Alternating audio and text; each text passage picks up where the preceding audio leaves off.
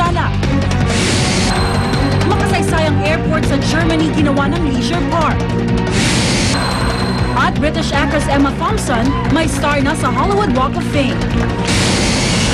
Huwag pa huli, tutok na sa unang balita. Ako naman, Arnold Glavio, kasama si Rhea Santos. Darito na ang mga unang balita.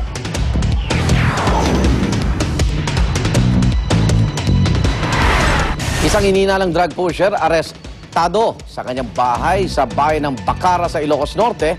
Sa bisa ng search warrant, nasamsam ng mga otoridad kay Richard Del Rosario ang 2 sachet ng shabu. Nakumpiska rin kay Del Rosario ang isang baril at umanilistahan ang mga pinagbebentahan niya ng droga. Napag-alaman ng mga pulis sa kasalukuyan nakakulong ang ama ni Del Rosario dahil din sa pagtutulak ng iligal na droga.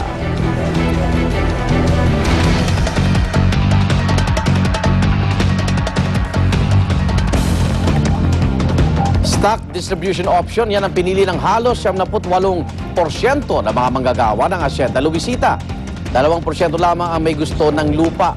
Paliwanag ni Atty. Tony Ligon, tagapagsalita ng Hacienda Luisita Incorporated, tinuturing pa rin namang landowner ang mga magsasaka.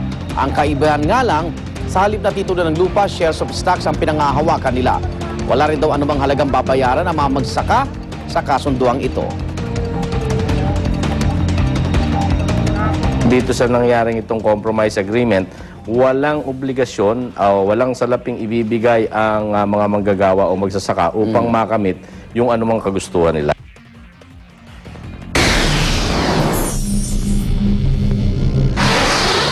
Ilang bahay, taniman at infrastruktura sa North Korea nasira sa baha dulot ng malakas na ulan. Ayon po yan sa ulat ng state news broadcaster doon. Halos 15,000 hektarya ng mga taniman ang nalubog sa tubig. 5,500 bahay naman ang naapektuhan. Ilang lugar din ang tinamaan ng landslide dahil sa malakas na ulan. Nagkaroon din po ng malawakang blackout. Rescue operation sa Kashmir, India, sinimula na matapos ang pananalasa ng flash flood.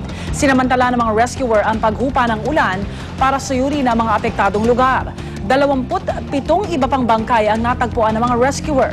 Ayon sa tala ng mga otoridad, umabot na sa 130 tao ang namatay, habang 400 ang napaulat na nasugatan.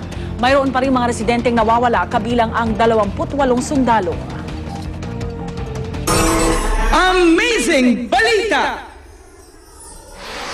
Makasaysayang airport sa Germany na itinayo ng mga Nazi, ginawang leisure park. Taong 2008 nang itigil ang operasyon ng Tempelhof Airport matapos ang 85 taon. Nais kasi ng gobyerno na maging isa na lamang ang paliparan sa Berlin. Kaya naman ginawa na lamang parke ang 365 hektaryang lupa ng Tempelhof. Agad namang ito nga pumatok sa publiko. Katunayan, dinarayo ito para mag-picnic, magpalipad ng saranggola, mag-skateboard at mag-rollerblades.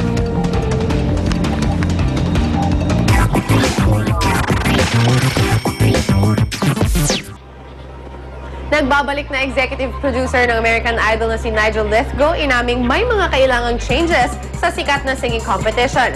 Pero hindi rito involved ang mga haka-haka sa bagong judges ng 10th season ng AI. Paliwanag ni Nigel, mas pagtutuunan daw nila ng pansin ngayon ang mas pinagandang production numbers. At kung sino man daw ang uupong hurado ng Idol, ang importante lang ay ang chemistry nila sa contestants. Sa January 12, mapapanood ang season 10 ng American Idol.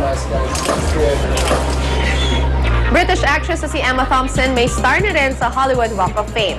Nitong Friday naganap ang unveiling ng kanyang star 2 weeks ahead ng release ng pinakabago niyang film na Nanny McPhee Returns. Present sa okasyon sina Maggie Gyllenhaal at Hugh Laurie na kasama ni Emma sa University of Cambridge.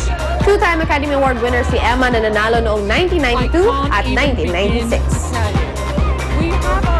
Star-studded action film na The Expendables nag-premiere na sa Berlin, Germany. In attendance sa event, si Sylvester Stallone na nag-direct din ng film, gayon din sina Jason Statham at Dolph Lundgren.